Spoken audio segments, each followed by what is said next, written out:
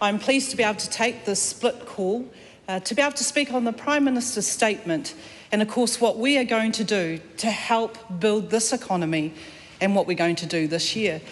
Mr. Speaker, in 2023, the ACT Party campaigned on real change, making sure that we had change that was going to affect the lives of people of New Zealand. And boy, have we been getting stuck into that.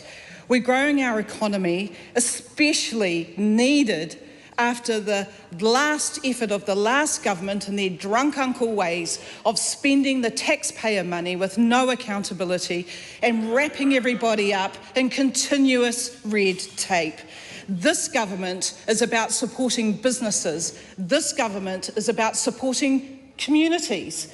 This business is about removing the red tape and all of the regulations that are bounding people up and stopping them from going about living their lives. We have listened to the people of New Zealand, and we've been sitting here as ministers of the Crown thinking, what is it that we can do? What is our little bit that we can do to help improve our economy? And Mr. Speaker, one of the portfolios that I have is in the AML CFT space, which is the anti-money laundering, counterfeiting, financing of terrorism space. And we're making changes there. And part of the changes that we are making actually come in relation to what businesses have told us that they need, what customers have told us, what the people have told us. And I'll refer now to a letter that I received from Catherine, who told me that she's of my age, I could tell.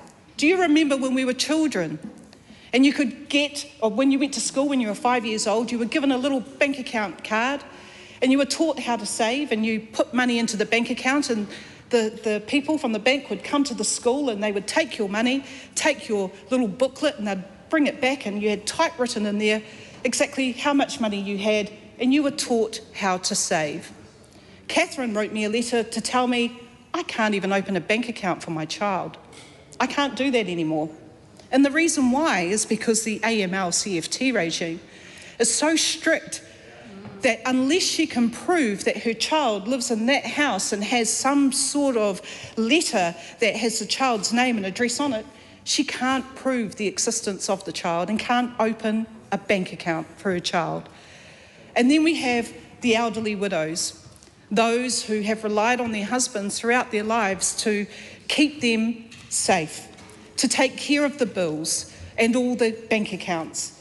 Then when their husbands pass away, they then have to go and have a bank account put into their name and transfer everything over. But lo and behold, they can't find a letter that has their name on it from a utility like a power bill.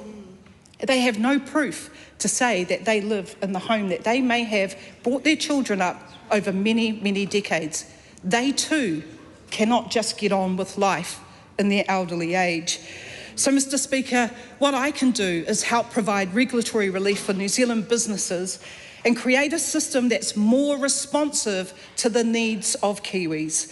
And in October last year, we announced a major overhaul of New Zealand's anti-money laundering, countering financing of terrorism regime. We're going to be introducing reforms. Some are already here, some are still coming, which are going to allow the system to be more responsive to industry and community needs. They will be more agile and more focused on the real risks posed by money laundering and New Zealand businesses. Mr. Speaker, this relief is going to have flow-on effects for lower costs on customers, because there will be lower costs on businesses who are trying to comply with the burdensome and unnecessary red tape that has been placed upon them.